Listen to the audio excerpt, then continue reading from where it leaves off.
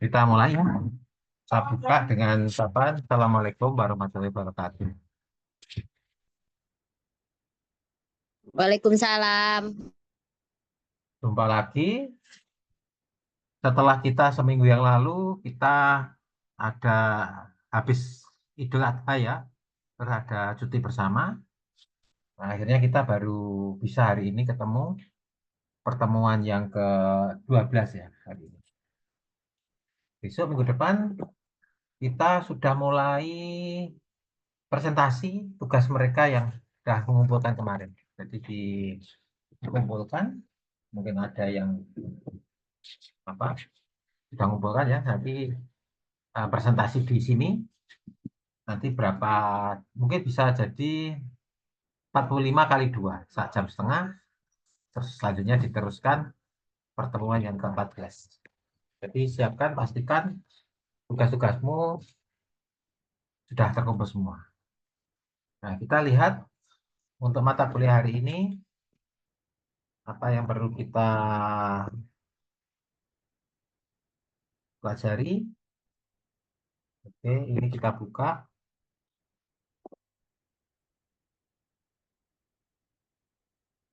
Tidak terasa kita sudah pertemuan ke-12 ya.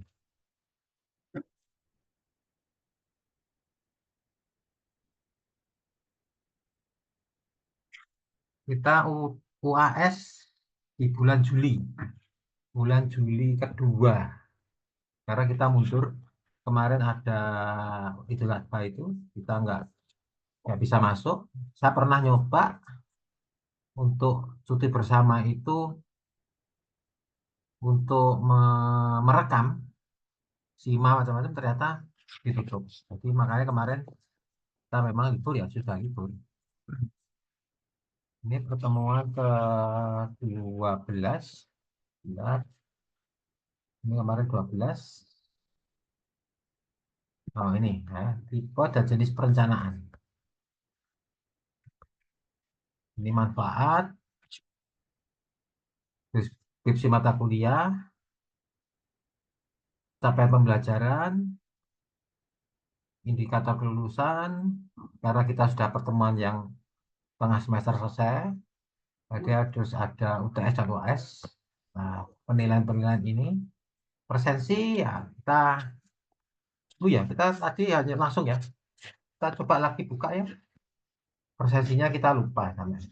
Ayo monggo dibuka lagi kamera-kameranya, kita ada 1, 2, 3, 4 ya, 4 anak. Monggo dibuka kamera, kita presensi sebentar supaya kamu benar ada bukti kehadiran. Monggo silakan. 1, 2, 3, 4. Pertemuan. Halo, oke. Coba kita buka kamera untuk presensi sebentar ya. Tadi putus tiba-tiba zoomnya. Monggo silakan buka kameranya. Presensi sebentar ya. Kita tunggu.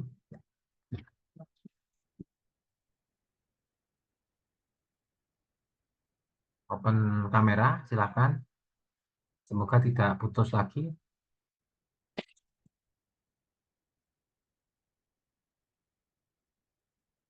Oke, oke. Koneksi internet tidak stabil. Silakan mungkin Mbak Clarissa sama Nabila Almas ini. Mbak Nabila ya. Ayo, monggo dibuka. Setelah itu bisa ditutup proses. Monggo dibuka. Oke, saya tunggu. Semoga bisa segera terkonek.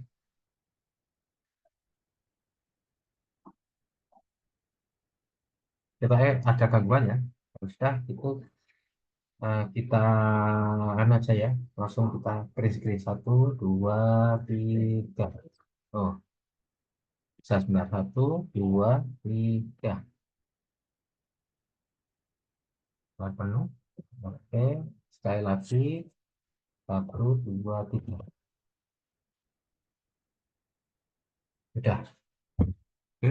Bisa misalnya kalau mau nutup kamera silakan. Kita pembelajaran ya. Oke.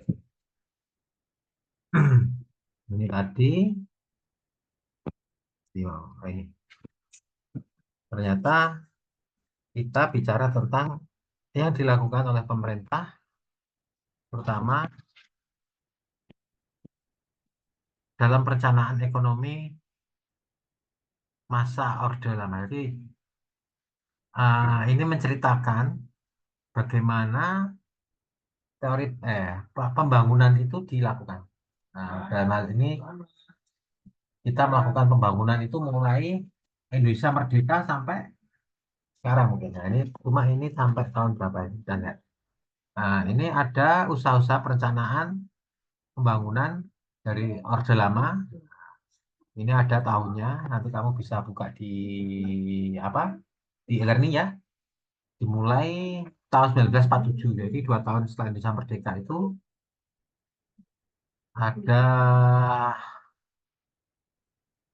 apa namanya sektor yang diberi nama Plan 3 tahun RI 48, 49, dan 50. Pada saat itu kita juga berperang.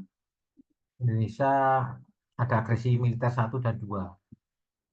Apa saja yang direncanakan itu juga terhadap bidang-bidang pertama ada pertanian, peternakan, perindustrian, dan kehutanan. Wah, nanti kita lihat siapa tahu ada video klipnya ya. Bagaimana industri pada saat itu, mbah buyut kita ya. Nah, pada saat tahun segitu orang tuanya Pak Dian misalnya baru lahir, sedangkan kamu semua itu kan lebih jauh lebih muda dari Pak Dian. Berarti nah, namakan Mbah Buyut kita itu bagaimana merencanakan Indonesia pada saat bidang pertanian, peternakan, dan kehutanan. Nah, setelah 47, 5 tahun kemudian dimulai usaha perencanaan lebih menyeluruh. Tapi intinya terhadap sektor publik. Sektor publik itu ya pertanian, pelayanan. Setelah tahun 52, mulailah disebut dengan rencana pembangunan 5 tahun. 95, 6 sampai 60. Nah, sebelum ada gerakan G13 PKI itu ya. Jadi kalau kita baca sejarahnya macam-macam itu sampai Indonesia keluar dari PBB, bagaimana Indonesia harus blok mana namanya blok Rusia. Nah, itu bagaimana akhirnya hasil-hasilnya yang bisa kita lihat sekarang adalah misalnya ada Monas, ada GBK, Gelora Bung Karno. Kenapa kok GBK itu sangat besar? Nah, karena pada saat itu kita ingin menjadi negara yang apa ya, zamannya Pak Karno itu. Ingin negara sangat maju lah. Kita ingin mengalahkan Amerika. Jadi membuat GBK itu. Jadi jangan salahkan kalau sekarang zamannya Pak Jokowi ini kita juga mau buat stadion yang lebih besar lagi. Karena stadion itu sudah eh, apa yang arah Mbah Buyut kita pembangunannya. Untung-untung kalau nggak apa namanya bangunannya itu ambruk lah. Berarti arsitekturnya sangat baik. Banyak yang terkenal arsitektur pada saat itu, misalnya kita kenal ya Insinyur Sutami. Nah, itu arsitektur kita yang terkenal pada saat itu mendunia. Nah, banyak membuat bendungan, misalnya bendungan Karangkates, bendungan apa Gelora Bung Karno, macam-macam seperti itu. Setelah itu, makanya tahun 61 sampai 69 adalah pembangunan nasional semesta. Nah, itu ya ada pemberontakan komunis, terus mulai dibangun. Nah, meliputi jangka waktu 8 tahun, terbagi atas rencana tahapan 3 dan 5 tahun. Setelah itu, setelah 69 itu, ekonomi bangunan Orde Baru ya.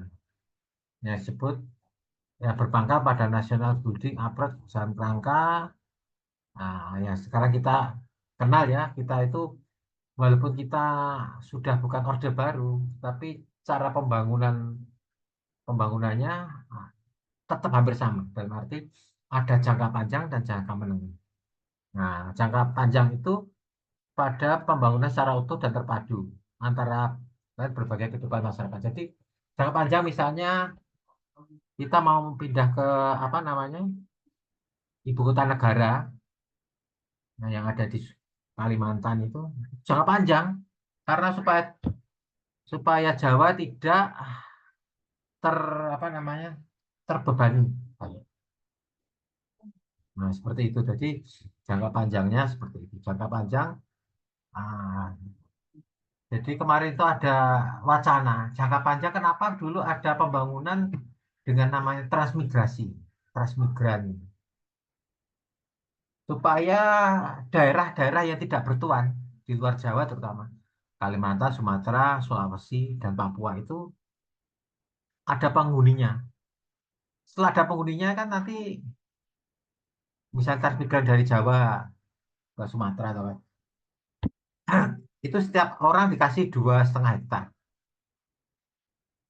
sama apa namanya rumahnya. Nah itu nanti setelah itu sama pemerintah dibuatkan namanya apa sertifikat tanah. Harus ada yang mau menempati dulu kalau kan namanya daerah tak bertuan. Itu akhirnya kan sudah ada nama orang yang menempati situ, akhirnya ada akta tanahnya. Makanya sekarang tetap ada tapi tidak seperti dulu. Nah, apa transmigrasinya itu? Kalau dulu transmigran itu gratis ya. Kalau sekarang katanya harus tidak seperti dulu lah, gratis. Ada pembayar atau gimana lah. Itu jangka panjangnya. Nah, sekarang kita akhirnya Indonesia merata, begitu. Sampai daerah terluar, daerah terpinggirkan itu ada orangnya. Kalau dulu ah, orang itu tidak seperti sekarang ya. Pak Dian masih ingat tahun sekitar 80-an, 85-an ya, 83 itu bagaimana orang-orang itu padahal kita di apa namanya di Bojonegoro ya pada saat itu ada di Bojonegoro bagaimana apa namanya daerahnya masih kalau sekarang Bojonegoro sudah apa namanya sudah ramai ya. Bentar.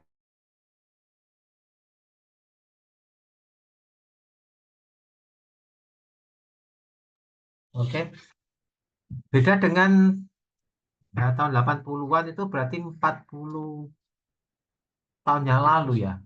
Dia pada saat itu umur 5 tahun. Bagaimana daerah alas pinggiran, Ngawi, Nganjuk itu ya masih serem lah. Kalau kamu sekarang misalnya di Trawas, hutan-hutan itu kan seremnya itu serem nggak? Masih banyak orang lah sekarang. Kalau dulu masih banyak singa memang hidup, banyak namanya ular. Ular mungkin sekarang masih banyak, tapi nggak seperti dulu. Ularnya memang besar-besar. Dengan adanya orang itu sudah menepati peta-peta itu, terutama di Kalimantan, Sumatera, akhirnya juga terjadi pemerataan misalnya pemerataan pendapatan, pembangunan.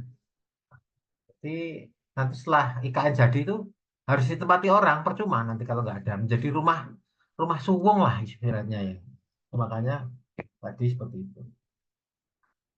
Jangka menengahnya seperti itu. Kita lihat lagi misalnya, kita lihat ya di bawah Google.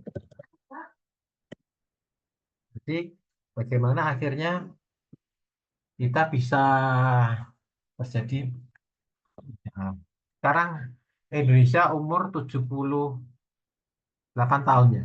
Selama 78 tahun itu bagaimana perencanaannya? Itu ada tata dari mulai dari Orde Lama, Orde Baru, Orde Reformasi, yang terakhir adalah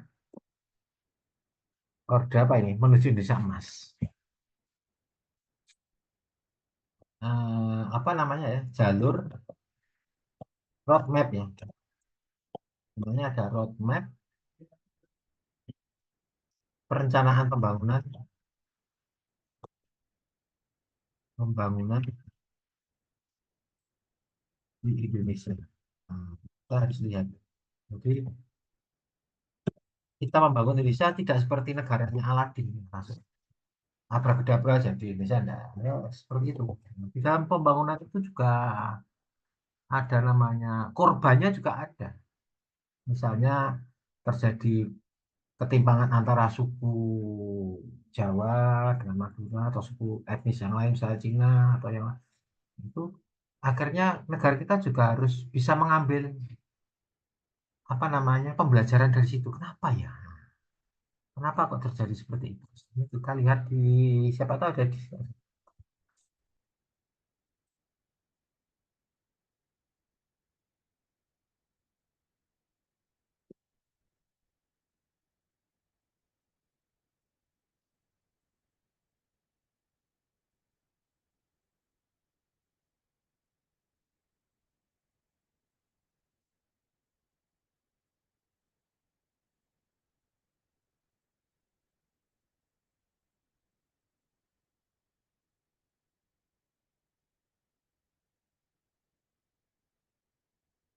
nah, ini sih misalnya pembangunan di bidang pendidikan. Nah, kita lihat semoga bisa buka ya. Kadang eh, memang cukup lah sekarang dari Mbak Google itu sudah tinggal kita akhirnya mencermati. Semoga bisa dibuka.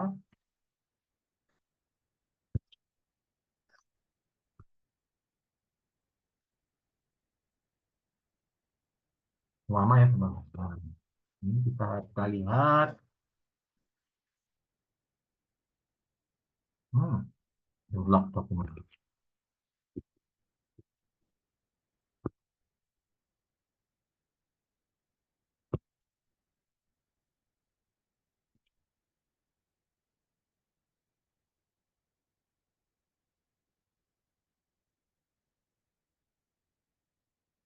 Nah, ini misalnya kita lihat ada roadmap dana desa. Jadi ini dengan dana desa ini menggambarkan bagaimana pembangunan kita di Indonesia.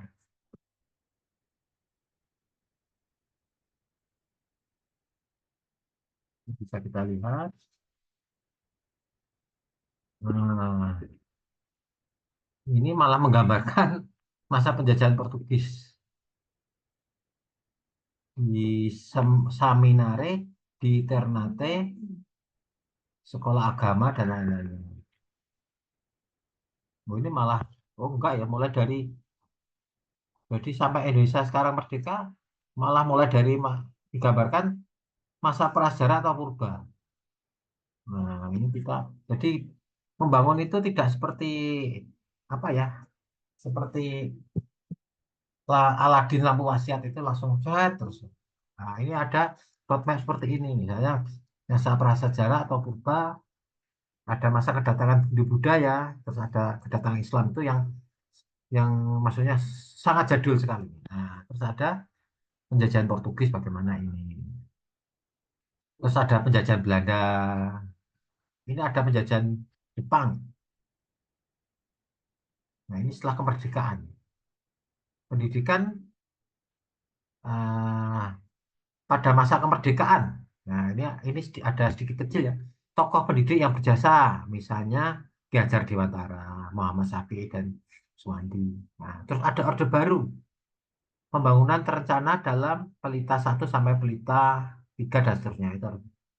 Nah, pada reformasi, kurikulum 94 macam-macam, dan yang terakhir pendidikan pada masa sekarang. Jadi, kadang kalau harus kamu beri pertanyaan, kenapa setiap ganti menteri, ganti kurikulum, ganti Nah, sekarang Pak Nadiem ada kampus Merdeka, tradisi mengajar.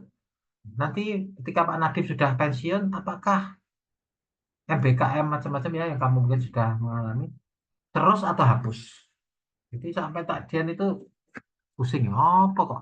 Ganti menteri, ganti ganti kebijakan, itu menunjukkan bahwa memang harus ada dalam pembangunan itu, misalnya misalnya kamu ya punya rumah, mau punya rumah, apa yang harus dilakukan?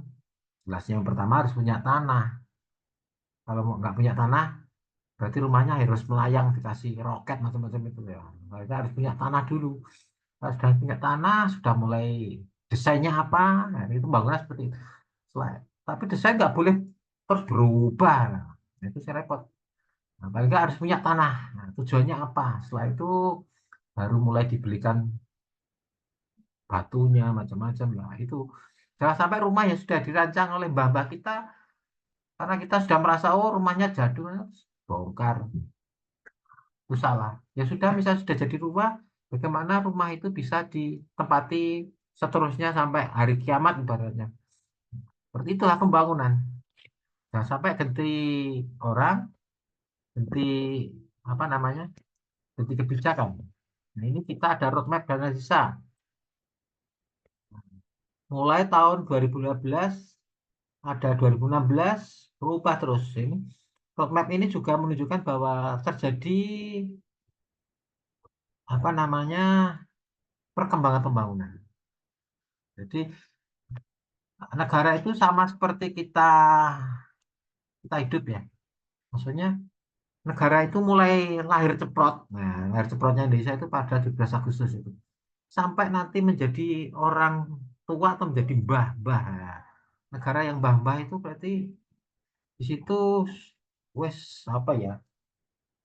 Di sini mbah-mbah itu biasanya kita menggambarkan segala sesuatunya serba lamot, serba susah. Nah, makanya perlu direformasi.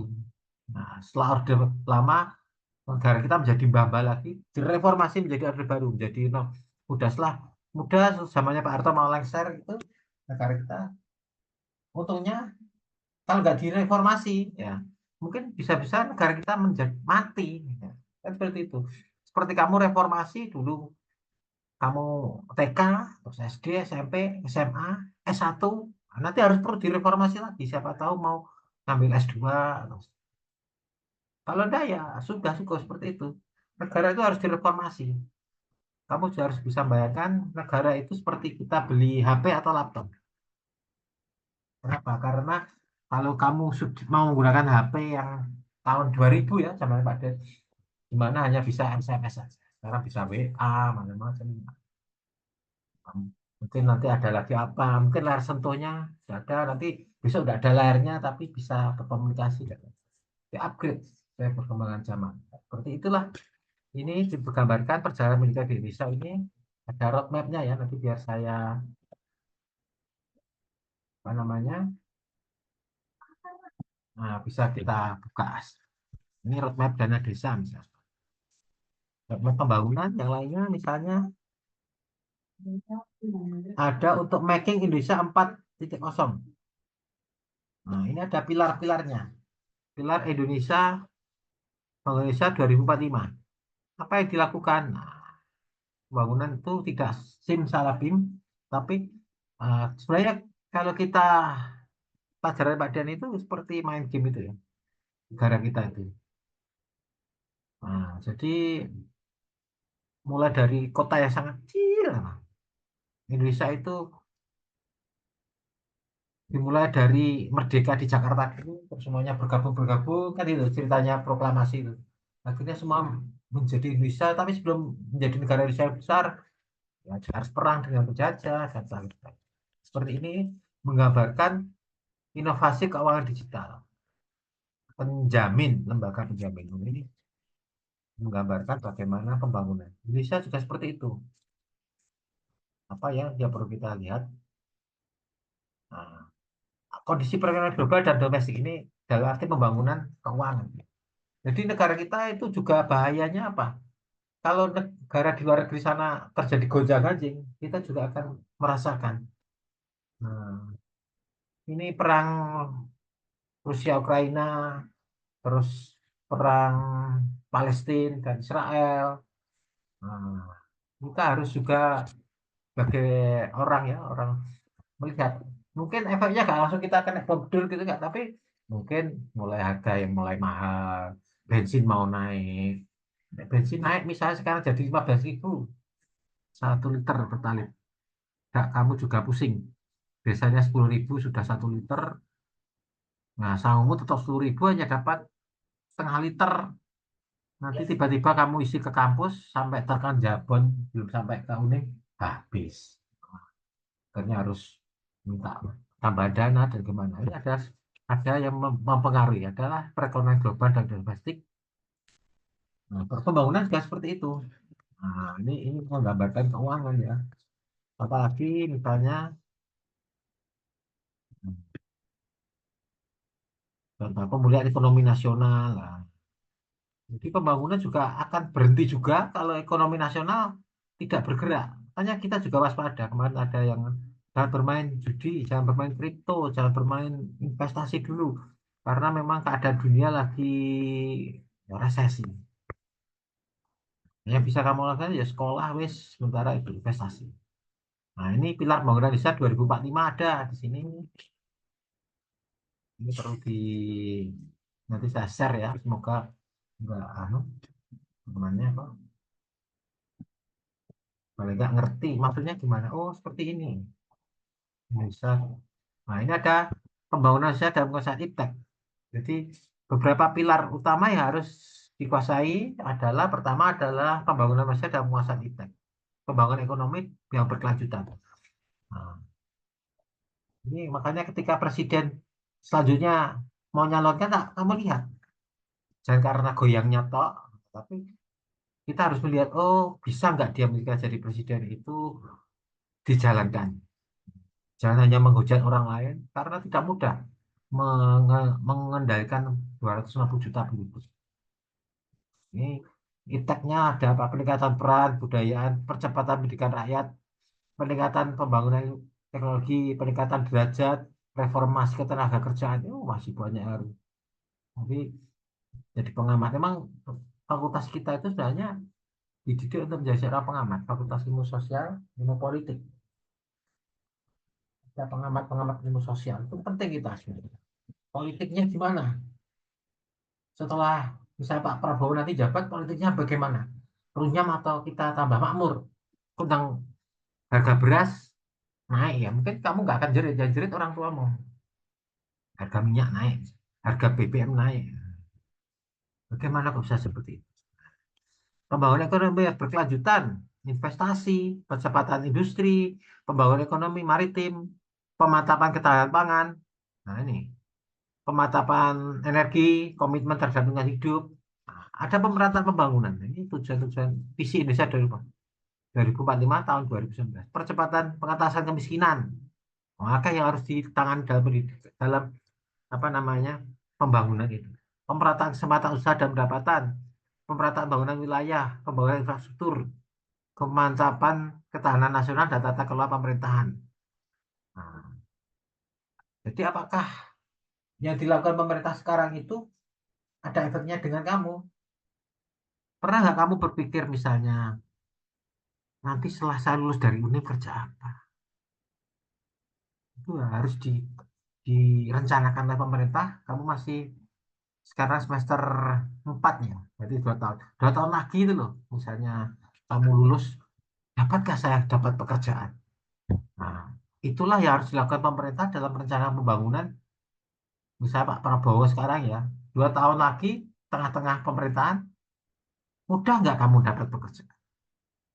Makanya harus mulai dari sekarang direncanakan. Walaupun tetap kita berdoa pada Tuhan, kita meningkatkan sumber daya manusia kita. Jadi kamu nggak boleh mau anu tok. Misalnya harus kursus apa? Kursus mesin. Jadi nggak hanya walaupun kamu ilmu pemerintahan ya, kamu punya hobi perbaiki mesin, kursus mesin. Nah, memperbaiki komputer, misal kursus komputer, memperbaiki apa yang. Jadi ketika ilmumu belum jalan karena faktor itu tadi geografis macam-macam itu tadi politik, kamu tetap bisa diterima di lapangan kerja. Jangan sampai kamu merasa ilmu politik, sibuk belajar ilmu politik dok, enggak. Politik bisa terjadi karena ada ekonomi yang gimana gitu ya. Misalnya ekonominya kurang pas, akhirnya terjadi reformasi. Jadi politik itu juga ada hubungannya dengan ekonomi. Jadi kamu harus menambah pengetahuanmu. Nah, di sini keterkaitan antara roadmapnya ini tadi lembaga penjamin. Ada roadmap ini perasuransian, OJK ya. Ini nanti bisa bebas lah. Paling nggak ngerti. Oh, jadi seperti saya tadi rencana apa? Eh, bicarakan di depan tadi. Oh, seperti ini. Jadi ada roadmap pembangunan. Mulai dari pemerintah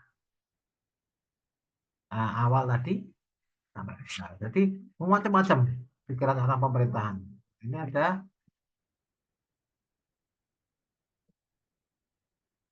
implementasi industri, industri 4.0 dan sektor sportif. Juga ada namanya industri. Nah, ini pemerintah harus bisa menyiapkan ini loh. Ini tadi makanya kamu sudah lulus nanti dari UNI kerja di mana? Nah, itu tugas pemerintah dalam pembangunan. Ya, terus masuk salah satunya adalah menyerap tenaga kerja. Kamu sekolah tinggi tapi nganggur ya, misalnya orang tuamu juga. Makanya ini ada industri 0, tahun 78, industri 2, industri 3, industri 4. Di mana di semakin tahun semakin kompleks dan semakin sulit. Apa saja industri makanan, industri otomotif, industri kimia, industri elektronika, industri tekstil dan apa jadi. Ini menuju 4.0. Nah, ini harus kamu nanti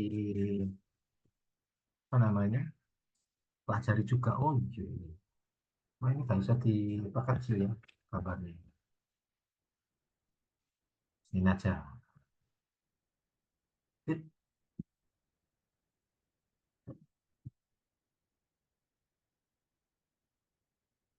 Ini perlu untuk kamu bahwa kamu harus mempersiapkan ini seharusnya.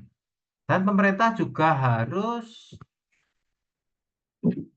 harus apa namanya membangun ini tidak hanya ngomong doang om do ya pak omong doang itulah makanya ditunggulah janji-janji para eksekutif kan, legislatif dan yudikatif. Bagaimana hukum eksekutif itu pemerintah, legislatif itu DPR, yudikatif itu hukum.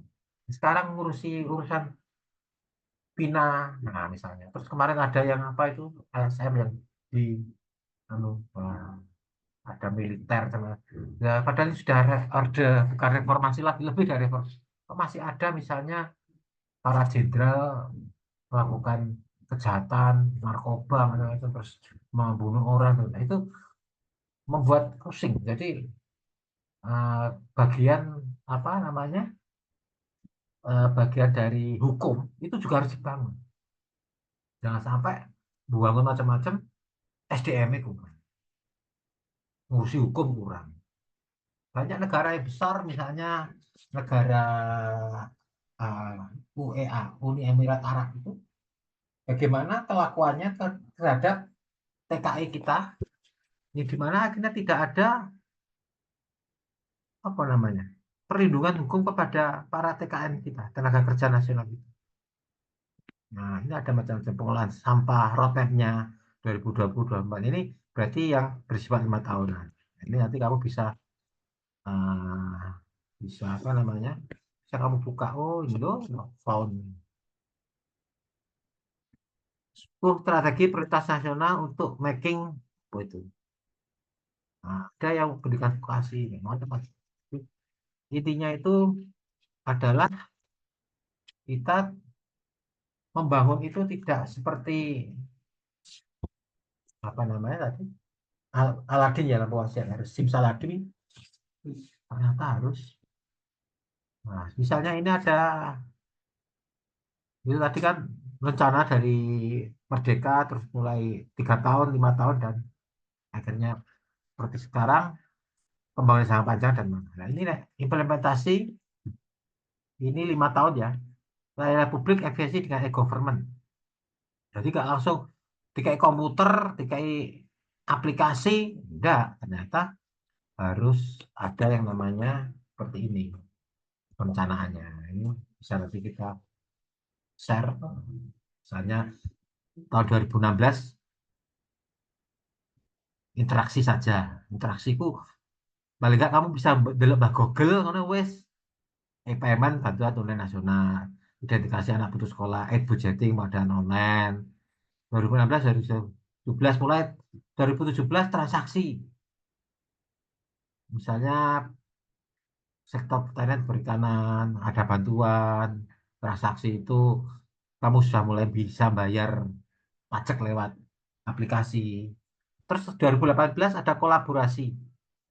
Nah, Jadi semua data itu ada di KTP-mu. Ada nomor kamu, nanti seperti barang nggak semua.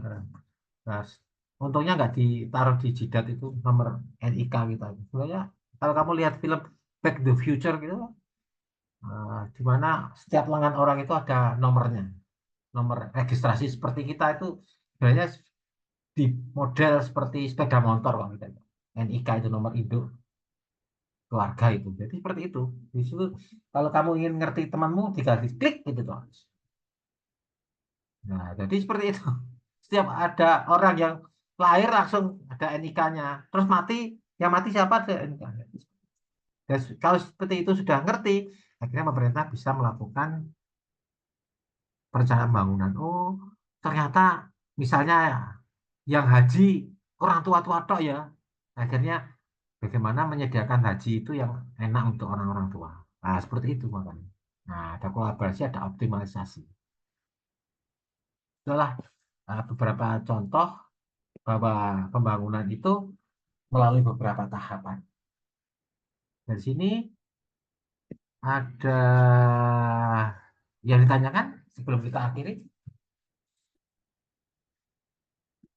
Misalnya kurang jelas, bisa kamu WhatsApp ya, di WA, di WA Group, tidak apa-apa. Memang WA Group itu tujuannya adalah paling enggak bisa membuat kita mengerti apa yang diajarkan Pak Dian. Ya. Oh iya, jadi nggak usah terlalu sungkan. Siapa tahu setelah itu kamu jadi nanti kan skripsi, oh, itu bimbingnya Pak Dian. Nggak usah terlalu misalnya ada gengsinya. Yang penting kita adalah mengetahui bahwa pembelajaran kita itu seperti itu. Oh, bangunan seperti itu. Dan kita harus ingat bahwa Indonesia sudah berumur 75, 78 tahun ya.